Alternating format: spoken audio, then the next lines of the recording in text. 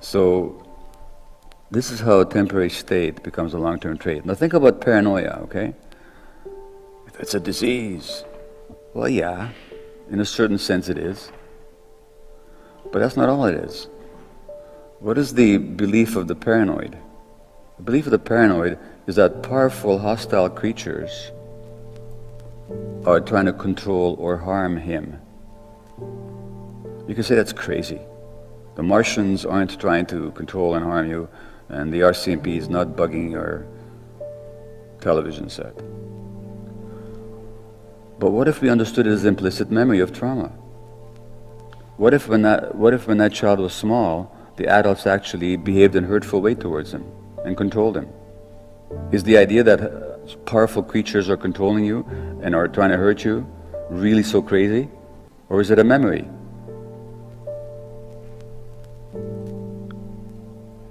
It's just a state become a trait. What is our biggest fear? The loss of attachment.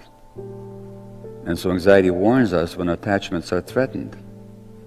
Well, what if a kid experienced that a lot when his brain was developing, and later on he or she is diagnosed with anxiety?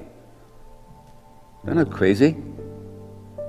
They're just wired a certain way because of certain experiences. So this is how it works, you see.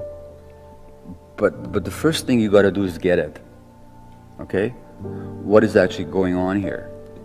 Now, what if in fact our society fully understood what I'm talking about?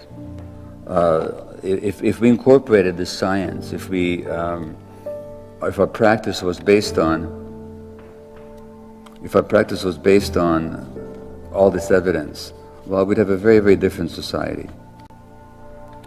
So that we do have a social problem here, very much a cultural problem, and on the micro level, we simply have to do what we can to give the kids the relationship, not to take personally their behaviors, watch how we react, take responsibility for our reactions, for our anger, for our hurt.